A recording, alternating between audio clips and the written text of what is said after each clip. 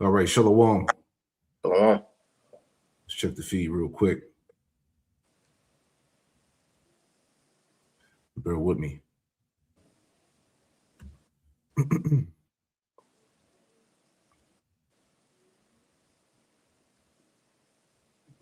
All right, we live. All right, hey, Shalom. Shalom. GMS Charlotte, back at you with another live lesson through the Holy Spirit, the Rakak Quadash. And before we get started, I want to give all the praise and glory to Yahweh Bahasham, Yahweh Shai Bahasham Rakak Quadash. Double honors to the apostles and elders, a great millstone who taught us his truth. Shalom to the hopeful elect. All right, this is another news and prophecy. The earth mourns and fades away, and the people do languish. All right, and we want to get into the fact that as we're going to play these videos, you're going to see the state of the people, man. All right, as they complain, as they cry out due to the oppression, all right, from the global banking elite, the Edomites, man, real quick. And you're going to see why exactly this. You're going to see exactly why we need Yahweh Shai, man. We need deliverance. We need salvation. All right, real quick. This is Ezekiel 22 and 29. It says, "The people of the land have used oppression and exercised robbery, and have vexed the poor and needy. Yea, they have oppressed the stranger wrongfully." So, applying this to the Edomites, the global banking elite, okay, they have used oppression and exercised robbery against the people in the land, and this is why people are at the point of wanting to kill themselves, unalive themselves, suicide rates. You know, people are giving up hope. Okay, people are pretty much ready to end it all. All right, and I just wanted to make a few examples of that as we go through some of these clips, you know. But if you want to add anything, you feel free. So, you know. I got a quick precept. You got it. This is Ecclesiastes chapter 5, and I'm gonna get, let me see, verse Ecclesiastes 5 and verse 9. It says, "Moreover, the profit of the earth is for all. The king himself is served by the field." And pretty much the point that I wanted to get was, ultimately everybody is supposed to benefit off of the land, whereas, in this rulership, Esau Edom, he pretty much monopolizes land. He puts it to where, if he can't benefit from the land, then he don't want nobody else, benefiting from the land, and that's pretty much oppression. That serves as an example of oppression. Yeah. This man is a true devil, a true demon, man. All right. So let's get into it. And like I said, we just wanted to show you examples of how the scriptures are faithful and true, man. This is why we need to be delivered. We need to be saved from Babylon, man. We need to be delivered from this prison house, you know. But anyway, let's get into it. Lord willing, this lesson is edifying, right? Well, first of all, we have to acknowledge that we are slaves. American people hate that. They hate when you say that because they have been told their whole lives that we are the freest country in the world. We are not the freest country in the world. We're actually the only country in the world that's asked to go to work, then pay most of our money back to the government when you add it all up. Some of you might be saying, oh, well, I only pay 30%. No, you don't. Add up all the other tax you pay. What's that add up to? That's the actual percentage you're taxed. For almost all of us, that's over 50% if you pay tax. We have to acknowledge that if we live to work, to provide most of our money back to the government, we have to acknowledge that we are legitimately slaves to the government. We exist to fund the government. Okay, that is not free. And again, that was a short clip, but these are constant talking points amongst these different, podcasts and videos. People are waking up to the oppression. The scripture said that oppression maketh a wise man mad. Let's get this too. All right. So I had this pulled up in the chat GPT as well, but I want to read it first in Isaiah 24. Matter of fact, can you read for me, brother? Starting at verse 1. Yep. This is Isaiah chapter 24 and verse 1. And it says, "Behold, the Lord maketh the earth empty, and maketh it waste, and turneth it upside down, and scattereth abroad the inhabitants thereof. Mm-hmm. And it shall be as with the people, so with the priest, as with the servant, so with his master, as with the maid, so with her mistress, as with the buyer, so with the seller, as with the lender, so with the borrower, and as with the taker of usury, so with the giver of usury to him." Yeah, so everybody that's on that side of judgment is going to face that judgment, Go ahead. Verse 3, it says, "The land shall be utterly empty and utterly spoiled. The Lord hath spoken this word. Mm-hmm. The earth mourneth and fadeth away. The world languisheth and fadeth away. The haughty people of the earth do languish. Yep, yeah, and that's the state of the earth right now. Okay, it says the earth mourneth and fadeth away. The earth is literally mourning. The Lord's creation is mourning. All right, the people are mourning. All right, everything is in a state of death and sickness. Okay, that's the product of the wicked ruling. As we're going to go on, go ahead. It says, the earth also is defiled under the inhabitants thereof, because they have transgressed the laws, changed the ordinance, broken the everlasting covenant. Yeah, so the earth is being ruled in wickedness, man. And this is why the earth, as it tells you in was it Genesis, the 4th chapter, all right, under Cain and his descendants, the earth wouldn't yield its true strength. You know, the earth wouldn't yield its true productivity, all right, because the earth is being ran in complete wickedness, you know. Now I want to pull this up in the chat GPT and add some videos to it. All right, so this is from the chat GPT, and I have put in the verses that we just read, Isaiah 24 verses 4 and 5, and I said, how does this apply today? All right, so it says Isaiah 24 verses 4 and 5 applies directly today because it describes what happens whenever a society breaks God's moral and covenant order. The effects show up in real life, not just theology. Let's break it down plainly and connect to what we see now. Number one, the earth mourneth, the world languish. This is a system-wide collapsed language. All right.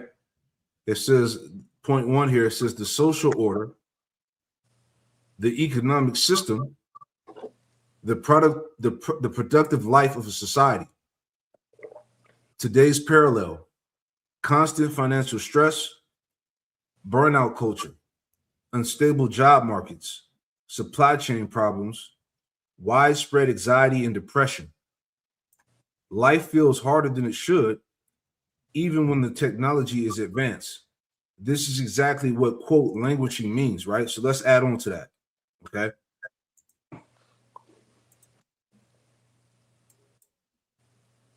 I know I'm not the only adult that sits in their car wondering how they're making the most money they've ever made in their entire life, and it still doesn't seem to be enough. My rent is $2,000 a month, and I live in a townhouse.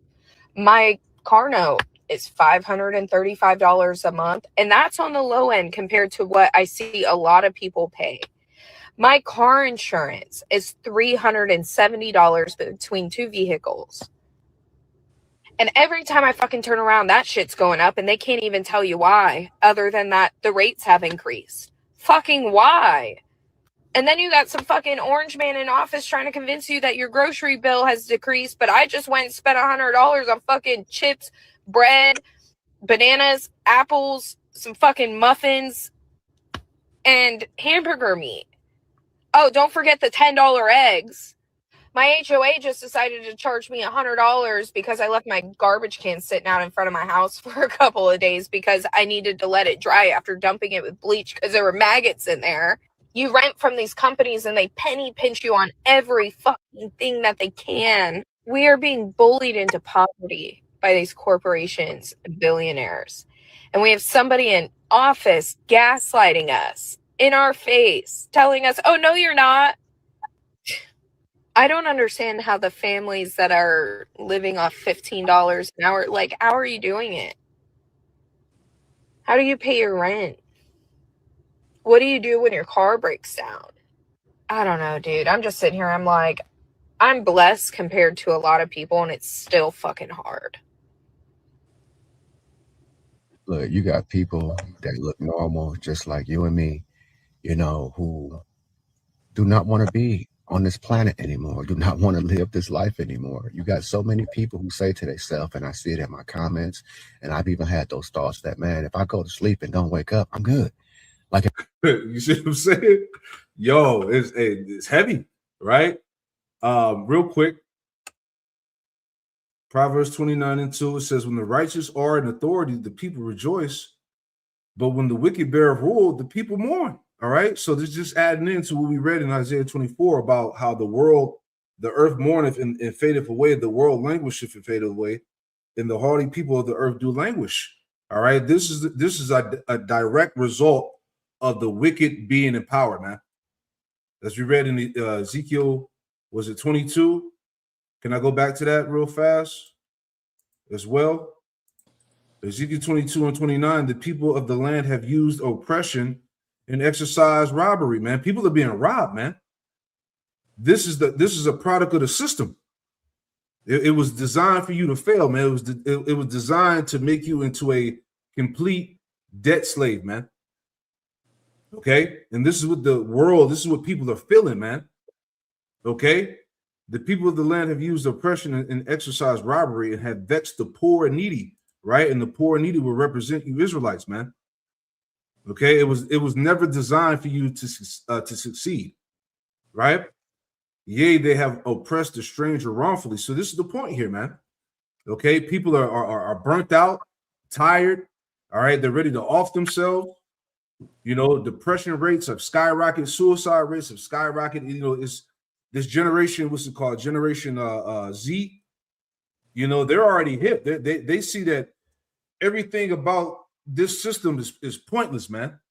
What's the point of working, man? They can barely make it out alive, man. You can barely sustain yourself, you know. So it's like, again, these talking points are very, prevalent throughout the internet, man.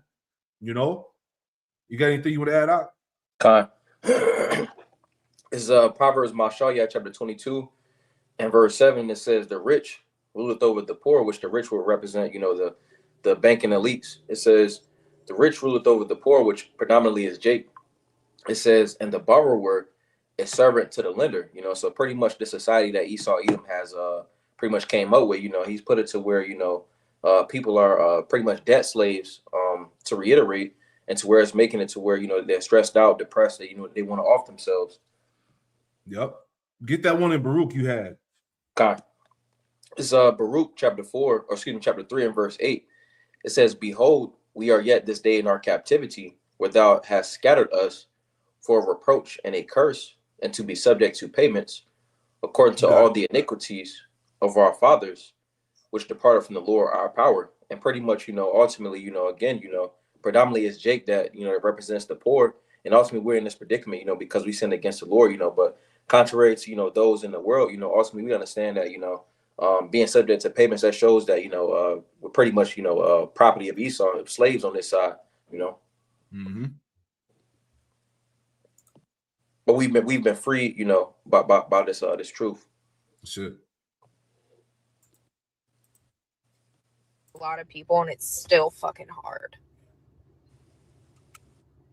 Look, you got people that look normal, just like you and me, who do not want to be on this planet anymore, do not want to live this life anymore. You got so many people who say to themselves, and I see it in my comments, and I've even had those thoughts that, man, if I go to sleep and don't wake up, I'm good. Like if I go to sleep, and it's not people that's suicidal, it's not people who need to be in mental hospital. It's people who just see this life for what it is. This is like, it's almost like Earth is a prison. It's a dual reality. It's the craziest, most horrific dual reality, because on one end of the spectrum, you'll see people living in peace. But if you look in places like Gaza and other places around the world, like Africa, where women are having their breasts cut off and their clitoris is cut off, this is a very crazy world that we live in. And there are many, many people, man, that say, if I had to re-up and re-sign up for this world, I would never come back to this world. Like, this is not a world that you can even bring up your kids up in. If you don't have any kids right now, let me give you some advice. Do not have any kids in this world. One girl told me yesterday, she said in my comments, she said, most of us have kids for us, but we don't think about the kids. And that hit me hard, because when you're thinking about having kids in this day and age, and you want to bring them up in this crazy world, in this horrific world, where people are barely surviving and being murdered and killed all day. No, I don't want to bring another kid up in this world. I don't want anybody to have to suffer the stuff that I had to go through in this world. And I'm sure you don't either. Again, you got people all over the planet, man, who cannot wait for their time to come.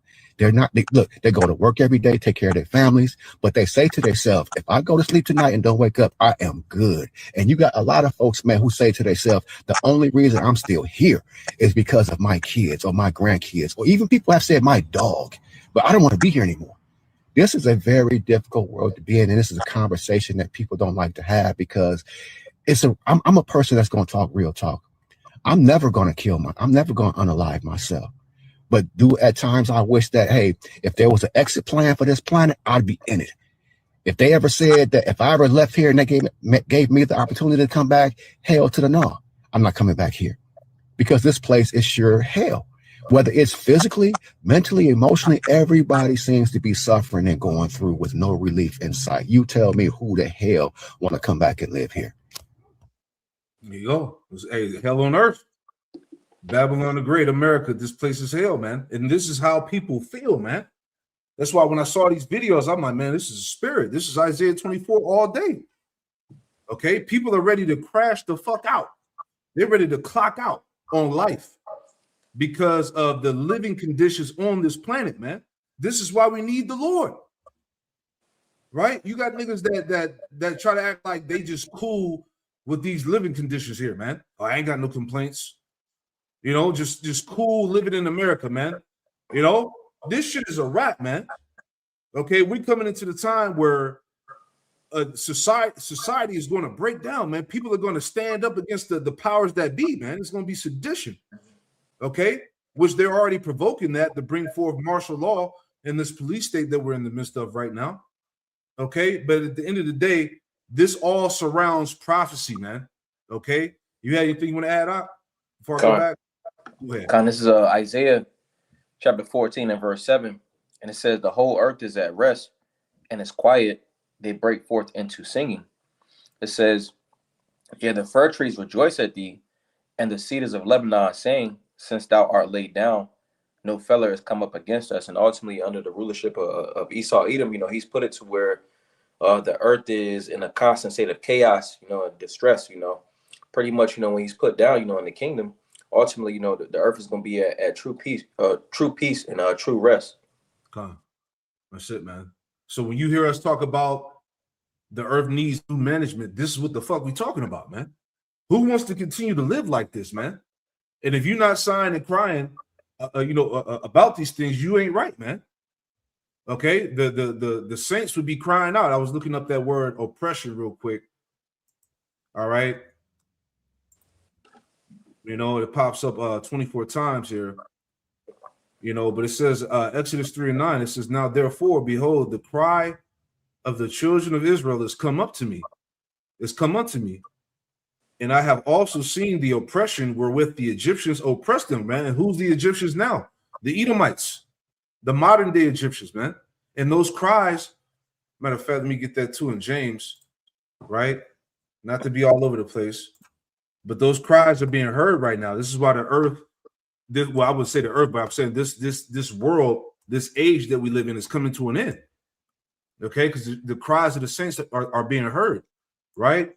James 5:4. I read it. You got it, bro. Okay. So James 5 and verse 4, and it says, behold, the hire of the laborers who have reaped down your fields, which is of you kept back by fraud, crieth.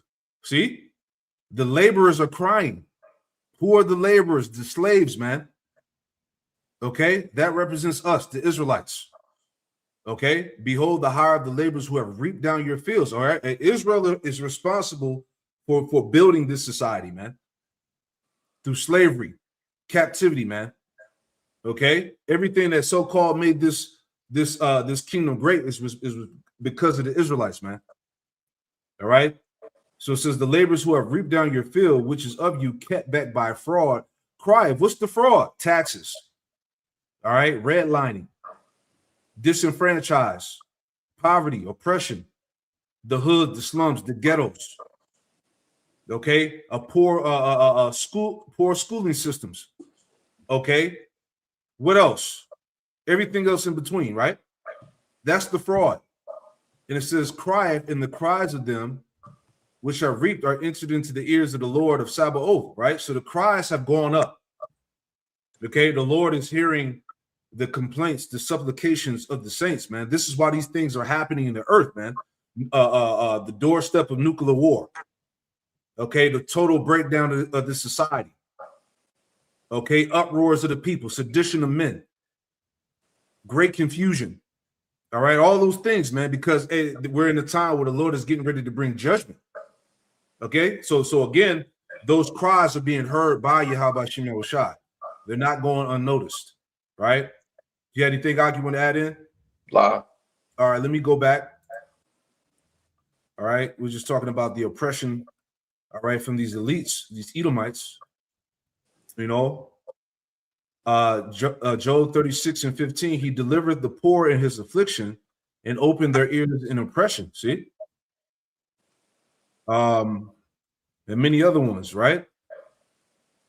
You know, and we're going to get into this too. Psalm 73:8, they are corrupt and speak wickedly concerning oppression. They speak lawfully. I'm going to get into that in a minute.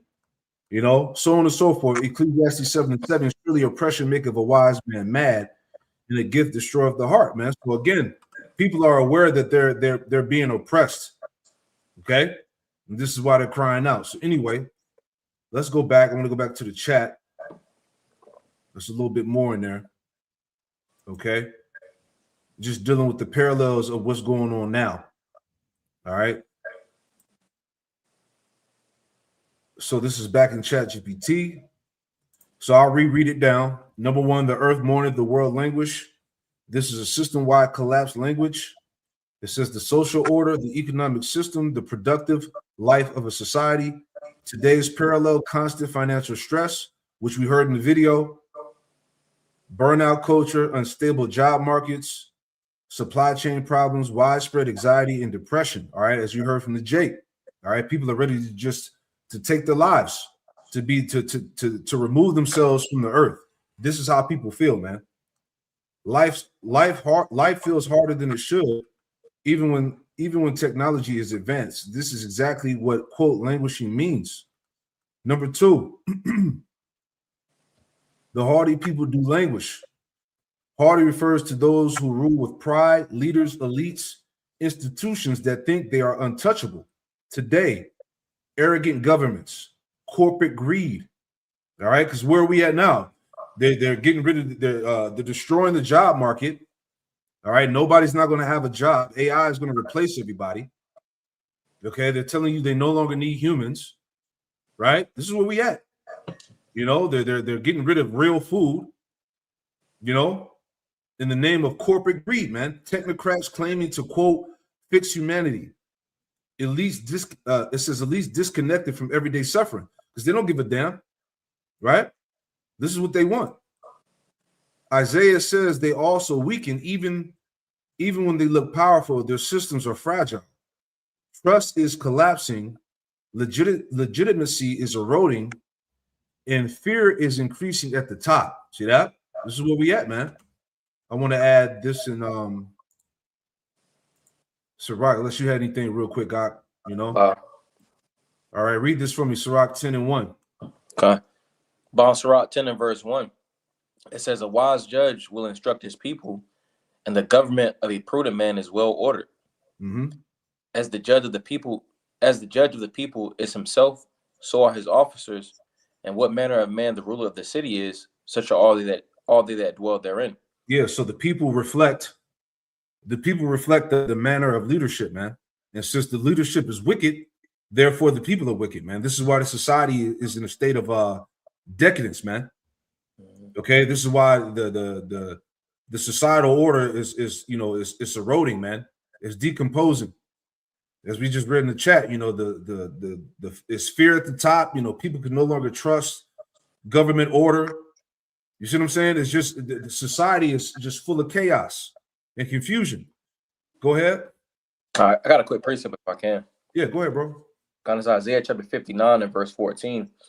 And it says, judgment is turned away backward, and justice standeth afar off, for truth is fallen in the street, and equity cannot enter. And that's ultimately, you know, how we see the rulers of America, Babylon the Great, and then also, you know, around the world. That's ultimately how, you know, they rule. You know, when you go into like all of the different sectors of the government, you know, a lot of that is ruled off of you know, how they feel, you know, and ultimately they don't have they don't have their minds rooted, you know, in wisdom. You see, so how they feel, it goes back to, you know, something that's wicked. Mm-hmm. Mm-hmm. All right. Back in Sirach or Ecclesiastes chapter 10, verse 2, as the judge of the people is himself. Was you reading out, Salakia? Yeah. Go ahead. You want me to verse 2 or you want me to go to verse 3? Read verse 2 back on down. Sirach 10 and 2, it says, as the judge of the people is himself, so are his officers, and what manner of the ruler, and what manner of ruler the city is, such are all they that dwell therein. Right. An unwise king destroyeth his people, but through the prudence of them which are in authority, the city shall be inhabited. Yeah, so an unwise king destroys his people, man. And those that are ruling would be those unwise king. All right, those unwise kings. All right, and they're destroying their people through what? GMOs, chemtrails. Okay, the oppression that we're talking about here. You see, it's all tied into that. Okay, this is why we need righteous authority. This is why the earth is in desperate need of new management. Okay, the earth is being ran in wickedness, man. Keep going. Verse 4 says, the power of the earth is in the hand of the Lord, and in due time he will set over it one that is profitable. Exactly. In due time, right? In due time, he will set one over it that is profitable, man. Starting with Yahushua and the elect. This is what the Lord's creation is waiting for. This is what the world is waiting for, man. That new righteous leadership be established. Because again, let me make that point, as it tells us in Matthew 24. Okay, Matthew 24 and verse 22, right? I'll read 21, Matthew 24 and 21. For then should be great tribulation, such as was not since the beginning of the world to this time, no ever shall be. Verse 22, it says, and except those days should be shortened, there should no flesh be saved, but for the elect's sake, those days should be shortened. Right. So again, if Esau had it his way, right, no flesh would be saved. Nobody will survive. This is why the Lord is amping up these prophecies for the elect's sake, man, so that we have a chance of survival, of making it, man. You know, things are moving how the Lord has them moving, man, because Esau is on the verge of trying to kill everybody, man. Right. All right. This is why we need Yahushua to come and save us, man. In due time, he's going to set up one that is profitable for the earth, you know. Let's go back. I got scriptures, Aquan. You got it. Con, this is Isaiah chapter 26 and verse 9. And it says, with my soul have I desired thee in the night, yet with my spirit within me will I seek thee early. For when thy judgments are in the earth, the inhabitants of the world will learn righteousness. Now I want to get this word for righteousness. And it says tazadak, and it says justice, righteousness, what is right or just, normal, rightness, justness of weights and measures. You know, so ultimately, you know, going into all of that, you know, because ultimately what's going on is how Esau Edom runs everything is, you know, he takes things out of balance, you know, putting the woman over the man, you know, when it comes to, you know, different animals and stuff like that. It take animals out of their proper order in the ecosystem, and that throws the earth out of whack, you know. Yep. So when the Lord's judgments are essentially in the earth, everything is going to go back to, you know, what's normal, what's just, what's righteous, in a true balance. Exactly. And that's how the earth is going to grow and prosper. That's how the earth is going to yield its true strength when the righteous are in authority, as we read in Proverbs 29 and 2. All right. When the righteous are in authority, the people rejoice. The people are going to rejoice, and so is the earth. Right.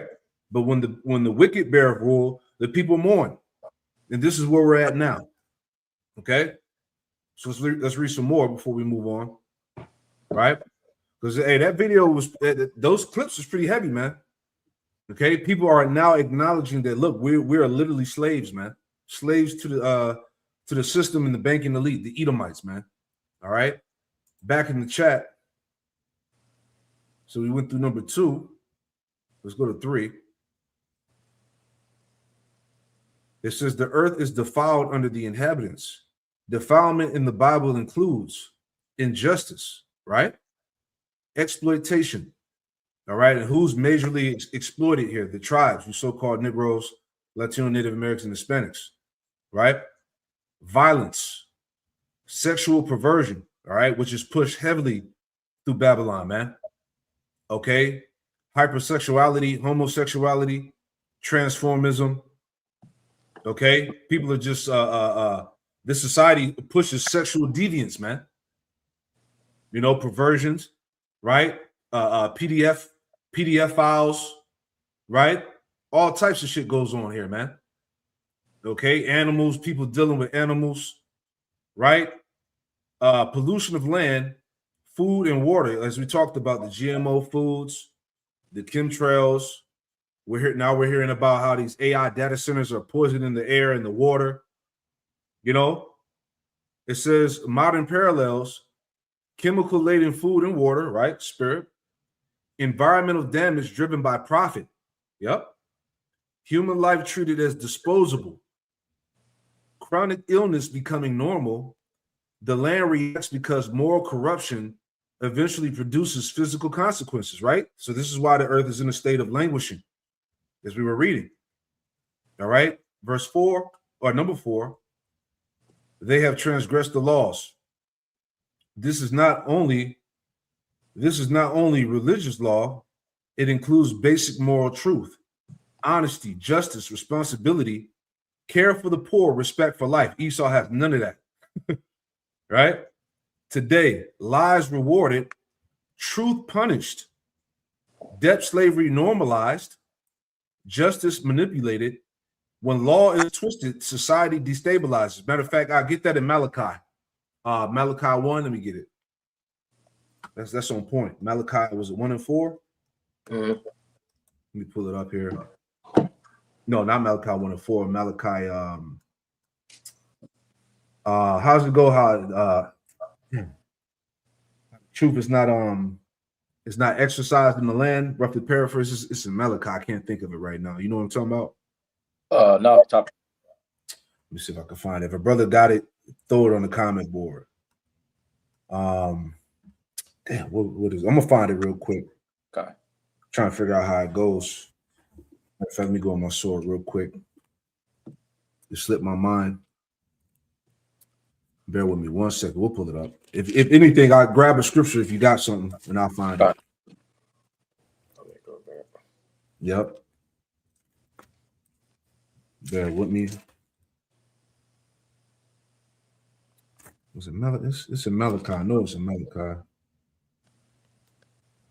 Let me see. Bear with us. Bear with us. I don't know why I couldn't think of that scripture. Malachi 1 and 4. No, it's not 1 and 4. You got something out? Hey, I got a quick one. Go ahead, bring it up. So Isaiah chapter 60 and verse 1, Mm-hmm. it says, "Arise, shine, for thy light is come, and the glory of the Lord is risen upon thee." All right, ultimately, going into this truth, how it's being seen on the elect. It says, verse 2, "For behold, the darkness shall cover the earth, and gross darkness the people, but the Lord shall arise upon thee, and his glory shall be seen upon thee." And I ultimately want to get this scripture because it says gross darkness to people. That the darkness, ultimately, when you go into the Hebrew word, is chashak, and it goes into obscurity, ignorance, and misery. And being that Esau Edom ultimately runs the world, and all these things listed right here. It says truth is punished, debt slavery normalized. It says lies rewarded. It says care, you don't have any care for the poor or respect for life. And that's a scripture. I can't remember how it's worded, but pretty much it goes along the lines of, pretty much a judge is going, pretty much he's going to have subjects, and what Esau Edom has done is pretty much he's destroying his subjects. Right. Yeah, he's an unfit king. He's an unwise king, as we just read, man. Mm-hmm. But again, the earth, this world is in the state of chaos because of these people that are in power. Is the point. This is why we're in a time where the Lord is coming back to take these devils down. All right. I couldn't find it, man. I don't know what. I couldn't even think of how it goes, but I know it's in Malachi. Right. how uprightness is not pushed in the land. I'm beating the scripture up, roughly paraphrasing. But if the Spirit have it, it'll come out. All right. But anyway, couple precepts from the oh, there we go. The water, my brother. There he is. I said Malachi. This is Habakkuk. Here we go. The water, Shalom. This is Habakkuk 1:4. It says, therefore the law is slacked, and judgment doeth never go forth. Right? Righteous judgment is not exercised in the society at all. Right? In judgment doeth never go forth, for the wicked doeth compass about the righteous. Therefore, wrong judgment proceedeth. And this is why everything is upside down. All right, as we're reading Isaiah 24. This is why the earth is languishing. This is why people are dying. The world is in a state of death. All right, this is why things are not prospering. This is why society is decaying. This is why things are breaking down. All right, because there's no righteousness being exercised in the midst of the land. Okay, we have the understanding. We have the understanding on these things, on why things are the way they are. All right, because it's all biblical. All right, and this is from the beloved Saquan Yashawamba Shalom Yabashino Shabakata. Right, he threw a couple precepts in there too before we go on. All right, this is Psalms 55:11. Wickedness is in the midst thereof. Deceit and guile depart not from her streets, right? Because this is a wicked land. This is a wicked place. Okay, everything that involves in the society is all generated around wickedness, sin. Okay, so how can a society that's established off of sin and wickedness thrive? Isaiah 59:15. And it reads, it says, yea, truth faileth, and he that departed from evil maketh himself a prey. And the Lord saw it, and it says, and the Lord, Yahweh Shemel saw it, and it displeased him that there was no judgment. So again, just adding on to the point that we're speaking on here, man. Okay, there's no type of righteousness whatsoever that's being exercised in this society, man. So are you shocked to see people talking about, unaliving themselves, ready to give up on life, and you know what I'm saying, and have this type of mindset? No, because we understand why this is the way it is, right? Isaiah 59:14 NLT, it says, our courts oppose the righteous, and justice is nowhere to be found. Man, injustice is nowhere to be found. Truth stumbles in the streets, and honesty has been outlawed. That's beautiful, man. That's what we just read in the chat GPT here, man. Okay, so again, how is a society supposed to strive lawfully when it's being exercised through pure wickedness, man? You see that? Last one here, Proverbs 14:28 NLT. It says, a growing population is a king's glory. A prince without subjects has nothing, man. And here it is, the damn king is killing off his subjects, man. So again, how is a society supposed to thrive in a way like this, man? Make it make sense, right? Let's go back. You had anything you want to add up? La. All right, let's go at and see what else we have in here before we move on. Heavy precepts by the elder. Where are we at? All right, so back in the chat. So again, we'll read that again. Today, lies rewarded, truth punished, debt slavery normalized, justice manipulated. When law is twisted, society destabilizes, right? Number 5, it says change the ordinance. Ordinance means fixed boundaries, how life is designed to function.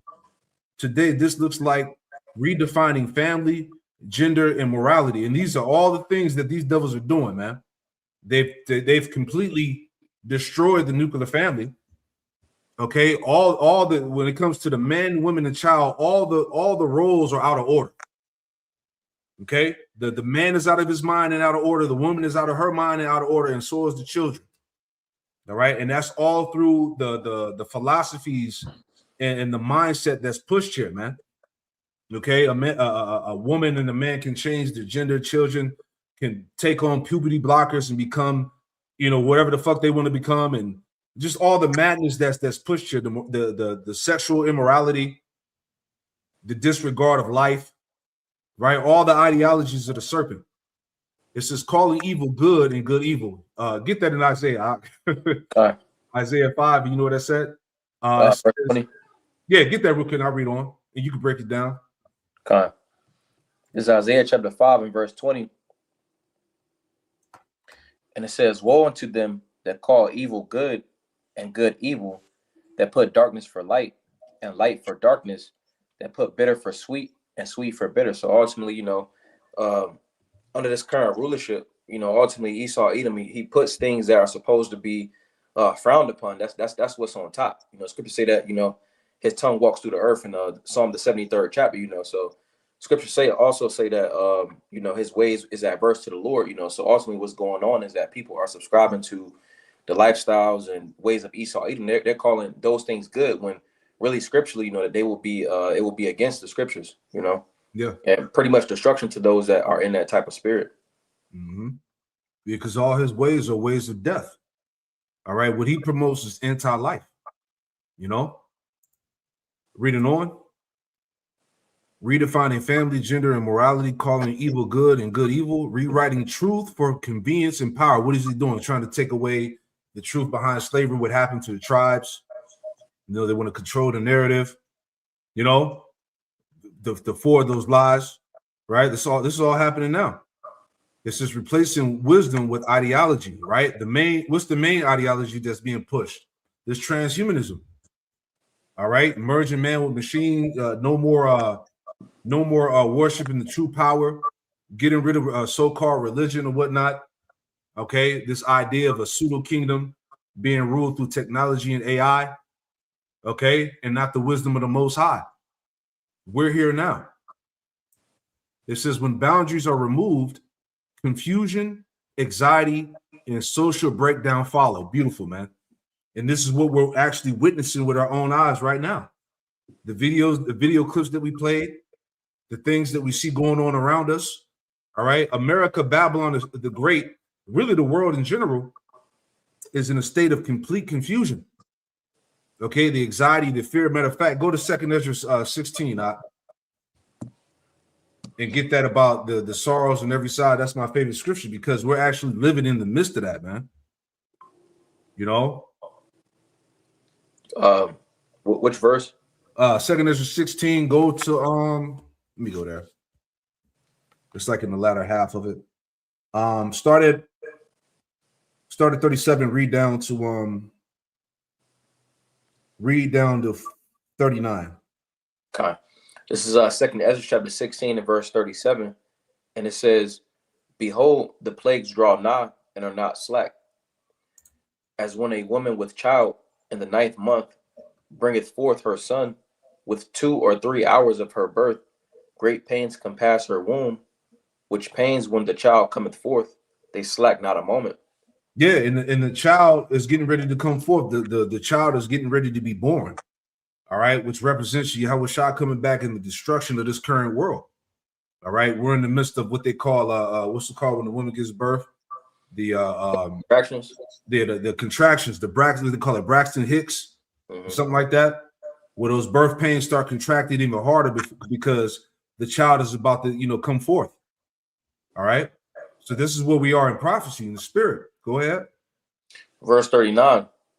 It says, so even so shall not the plagues be slack to come upon the earth, and the world shall mourn, and sorrow shall come upon it on every side. There you go. So it says the plagues, all right, going back to pretty much the judgments. It says, even so shall not the plagues be slack to come upon the earth, and the world shall mourn, and sorrow shall come upon it on every side. So again, adding it back to what we're going through in Isaiah 24. This is why the earth is mourning. All right. Sorrows are beginning to come upon this place on every side. Not just America, all over the earth. All right. The world and its citizens are in the state of mourning. All right. Most of these governments on this earth are corrupt. They've been compromised. Right. They're all under the agenda of the elites. This is why you have these uproars going off in these different countries, because now the people of these countries are now aware that their governments are sold out too. You see what I'm saying? So all hell is going to break loose across the planet soon to come, and it's beginning to happen now, right? Let's go back and finish it off.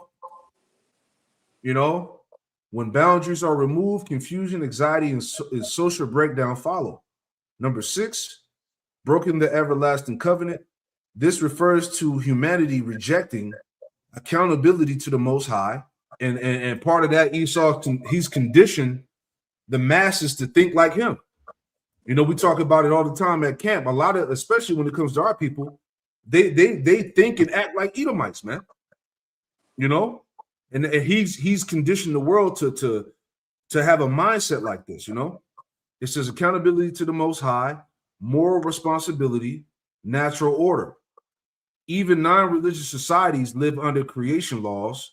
When those are ignored, consequences come regardless of belief. Ooh, man. Romans 8:22, when the whole creation groans. And I actually had that pulled up. We'll get that in a second. Okay. Matter of fact, we'll get it now. Let's get it now. All right. Okay. I got it right here. Okay. You got it, bro. I got it on the screen too. Okay. It's Romans 8 and verse 22. It says, start up at 18. Romans 8 and 18, it says, for I reckon that the sufferings of this present time are not worthy to be compared with the glory which shall be revealed in us. Mm-hmm. For the earnest expectation of the creature waiteth for the manifestation of the sons of the Most High. Yeah, so it says the earnest expectation of the creature waited for the manifestation of the sons of God, man. So think about that, man. Right? The earth is literally waiting for new management to take the leadership role, to take the seat of authority. All right, the sons of God going back to the elect. So the creation is waiting for the elect to be reestablished, man. The sons of God. Go ahead. Says, for the creature was made subject to vanity, not willingly, but by reason of him who had subjected the same in hope. Keep going. Because the creature itself also shall be delivered from the bondage of corruption into the glorious liberty of the children of the Most High. Yeah, so we're waiting to be delivered from this sinful flesh and put on incorruption, man. Okay, imagine this: ruling the earth in perfection with perfect bodies and a perfect mind. That's the glory that's coming. Go ahead. It says, for we know that the whole creation groaneth and travaileth in pain together until now. Until now, even this day, man, all of the Lord's creation is groaning and pain together until now, man. Okay, again, the earth languish, the world languish, and the people, the haughty people do of languish. Okay, so essentially, what I'm saying is that the earth needs us. The earth needs a righteous rule, man. It's yearning for a righteous rulership. Let's go back. All right, 7. It says, why this matters now. Isaiah 24 explains why modern life feels oppressive. You work more and gain less. Systems feel hostile. Health is declining. Joy is fading. This is not accidental. It is the result of a corrupted order. But Isaiah 24 is not the end of the story. It leads to purging, exposure, and eventual restoration. Collapse comes before renewal. And that's heavy, man. So like I said, eventual restoration is coming, man. Yahweh Shai, establishing the kingdom of heaven. All right, the government being established on the earth, the house of David, the earth going back to righteousness, as we read was Isaiah 26:9, when the righteous are in authority, where it said the world will learn righteousness, roughly paraphrasing, right? It says collapse comes before renewal, so the collapse has to happen. Okay, as it tells you in I'm roughly paraphrasing 2 Ezra 4 about how that which has to that has to be turned upside down in order for the good to be established. So that this has to happen, and we'll finish it off here. In one sentence, Isaiah 24 applies today because it describes moral, economic, and social consequences of a society that rejects God's order. And those consequences are now visible everywhere. And this is what we've been saying through all these lessons, man. If you're in the spirit, you can see it, man. Look at the state of the earth. Look at the people. Look what's going on. Look at the laws that are being established. Look how these devils are ruling. Look what they're doing to the food and to the air and the animals. You see what I'm saying? Look what they've done to the family structure. You know, the moral, fabric of society is all done for, man. Right? All those consequences are now visible everywhere. You can't deny it. All right. So that's the point there. Yeah. So that's it. So yeah. So let's move on. I thought this was pretty heavy. Right. So my next point, just to add on. Let's see where we at. Oh, let's go here. We're just talking about the again, that oppression, right? Have to force behaviors, and at BlackRock we are forcing behaviors. Citizens will be on their best behavior because we're constantly recording and reporting everything that's going on, which would penalize, fine people who don't have the appropriate behaviors. And we're going to need to change behaviors. And short-sighted behaviors that undermine collective progress. Yeah. So these devils that you see, they're responsible for the social engineering. They're going to push this beast system that's coming to pass now. All right, we often talk about the social credit scores and how everything is being tracked and monitored from social media to your movements, everything, man. Okay, so this is all part of that digital oppression that's coming to pass. All right, let's add some more. Unless you had anything, I had a scripture or anything, Law. All right. Let's add on to that.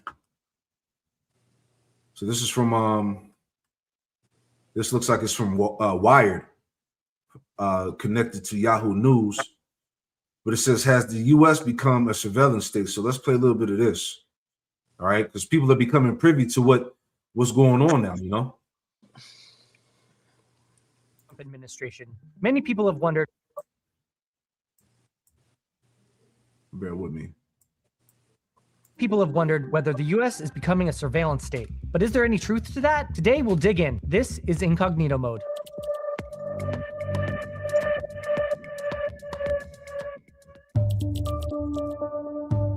What I think about is a state where the government's tracking or recording of people living in the state keeps them from doing things, chills their speech. To me, that's what a surveillance state is. I think about this idea of a panopticon where perhaps the government isn't watching everything that everyone's doing, but there's always the potential that you could be watched and you feel watched all the time because you never know if they're watching. And therefore, you have no fundamental sense of privacy. To me, a surveillance state is a society where the government is fundamentally hostile to privacy.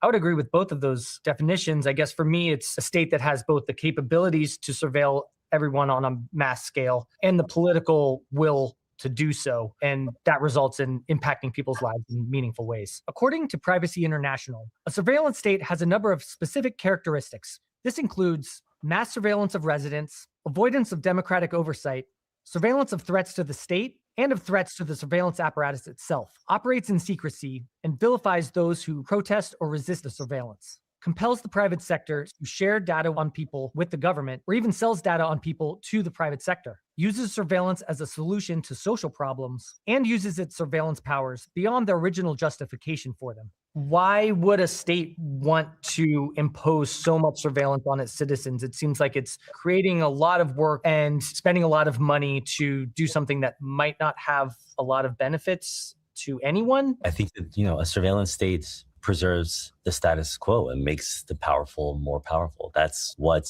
dictators want. That's what the elites always want in any country, including the US, which I think is why we're asking this question today of whether the US is one of these surveillance states now too. Perhaps the three most common examples are China, North Korea, and Russia. China has built the most technologically advanced and expansive surveillance apparatus on Earth. The country has roughly 700 million cameras. Many are equipped with facial recognition, as well as a system called CityBrain, which uses AI and data collection for so-called urban management. The system fuses information from public cameras, cell phones, financial transactions, and even health and e-commerce information to track citizens in real time. Yeah, and it's the same shit that we have, that America has now, because that same system was adopted from China. And that's what's here now. This is this is the beast. Okay? Play a little bit more. It's about 16 minutes, so we're not going to play the whole thing. You can watch the rest on your own. We'll play a little bit more, though.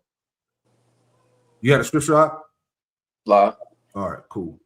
The system was developed by Alibaba Group, and that's just talking about cameras. China's government developed the internet and all types of telecommunications to be centralized in a way that it can surveil pretty much everything everyone does online or over the phone at any time. China has been developing a digital surveillance state for decades. That's sort of been a hallmark initiative of their regime, is the Great Firewall. Their model was to build that into all their digital technology, all the infrastructure of the telecoms, everything from the ground up. The amount of internet censorship in China is widespread and really obvious. Popular social media sites are banned in China. Instead, you have to use social media developed domestically in China, which the government has a massive amount of control over. A lot of this might sound similar to what's happening in the US or other Western countries. But the reason people call China a surveillance state is because its systems were developed with surveillance in mind from the very beginning. Just as the open internet was developing across the world, China was building an alternative version that had tight centralized control that really imposed a lot of limits on what people could say and do online. And then there's a true totalitarian state like North Korea, which I think of as the quintessential surveillance state that actually is not digital at all for most people. Most people don't even have access to the internet. Those who do, it's completely, entirely surveilled. Those are mostly elites and government employees. But then for everyone else, there's a kind of analog surveillance state through informants, through a whisper network of neighbors snitching on each other and being incentivized to do so that there really is no privacy, or at least that is the intention of the regime of Kim Jong-un. In North Korea, surveillance enforces loyalty, and dissent there can mean imprisonment. Virtually all aspects of life are under surveillance in North Korea. Classrooms, workplaces, roads, even homes are subject to surveillance. Yeah, so this is the world to come here. All right, this is exactly what they're trying to do in the Western states, as he was talking about. So all these things that they're talking about are already in motion here, right? This is all tied into that oppression that we were just talking about, man. Right? So yeah, you can watch the rest of that. I know it's like a good video, about 16 minutes in. Right? But so that's the point, man. I want to grab a few more scriptures before we wrap it up. As I was quoted earlier, Mr. Bro Kawas Malak 8875. It says 2 Ezra 4:28. It says, but as concerning the things whereof thou askest me, I will tell thee, for the evil is sown, but the destruction thereof is not yet come. Verse 29, if therefore that which is sown be not turned upside down, and if the place where the evil is sown pass not away, then cannot it come that is sown with good. So as we were reading out of that chat, the destruction has to come. All right. This wickedness has to be uprooted and taken out of the way in order for that which is sown with good to be established, which is the kingdom of heaven, man.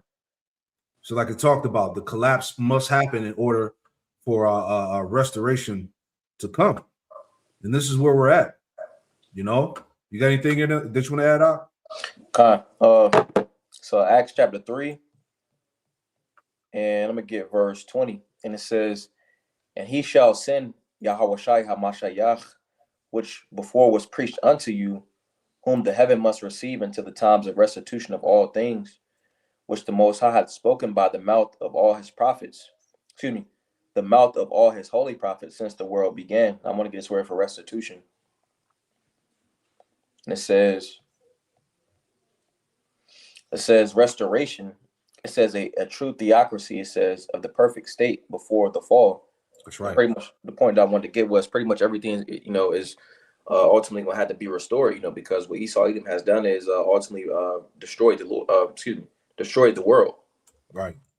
Exactly, bro. Hold on.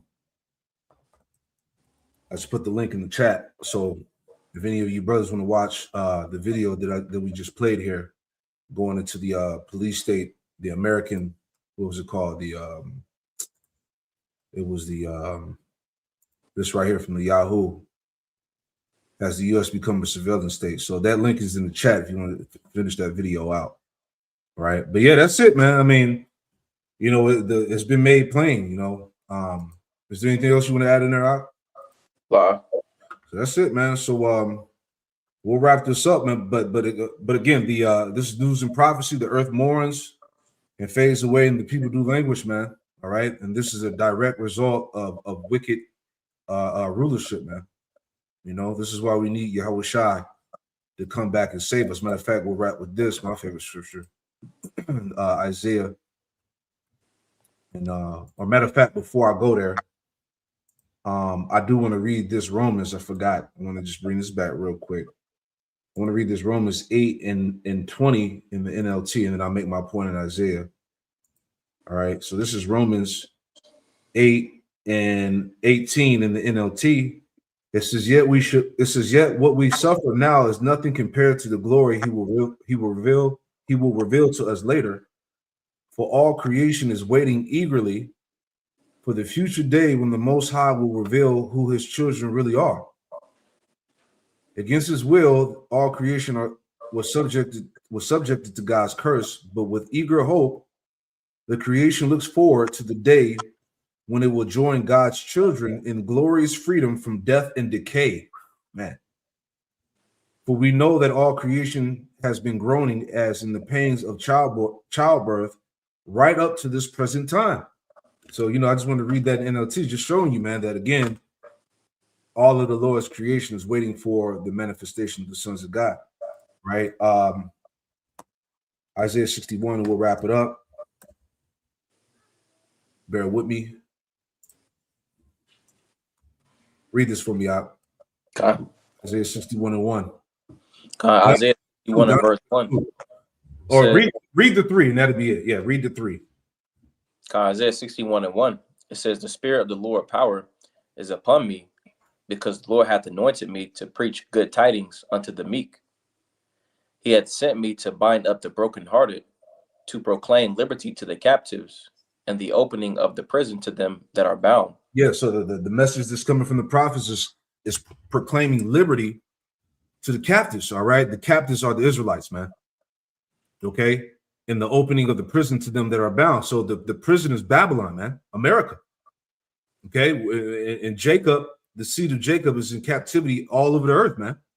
So the Lord is coming to deliver us, from this prison that we're in. Keep going. It says, to proclaim the acceptable year of the Lord and the day of the vengeance of our power, to comfort all that mourn. See that? To comfort all that mourn. You see that? This word is the comfort, man. To comfort all that mourn. All these videos that we play of people crying and complaining and ready to give up the spirit, right? This is the solution, Yahweh Shai, man. This is the comfort to know that, look, this hell is almost over, man. We're almost out this bitch, man. All right, so continue to fight and hold on. Okay, keep going up. Verse 3, to appoint unto them that mourn in Zion, to give unto them beauty for ashes, the oil of joy for mourning, the garment of praise for the spirit of heaviness. Yep. That they might be called trees of righteousness, the planting of the Lord, that he might be glorified. Right, because the end of all of this is what? The kingdom of heaven. Okay? No more crying, no more suffering, no more death, no more wickedness, you know? This is what's to come if we just continue to hold on. All right? And continue to fight the good fight of faith, man, because it's almost done, man.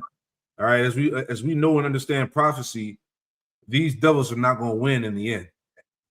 All right? So again, these things have to happen for the sake of the story, all right? But the restoration of the Lord's people is already here. All right, starting with the raising of the prophets, man, and this truth going out, man. All right, and Jake standing back upon their feet, you know. So it's a beautiful story, man. In the end, you know, but we just got to endure the hell. So that's pretty much it, man. You know, just showing you again, the state of the people, the state of the earth, and how, you know, new management is needed. Right? Anything else, Ak? Wow. All right. So, hey, pray this live lesson was edifying. We're going to close it out by giving all praise, honor, and glory to Yahweh, Bahasham, Yahushai, Bahasham, Rakakwadash. Double honors to the apostles and elders, the great millstone who taught us his truth, and shalom to the hopeful elect. Shalom. Shalom.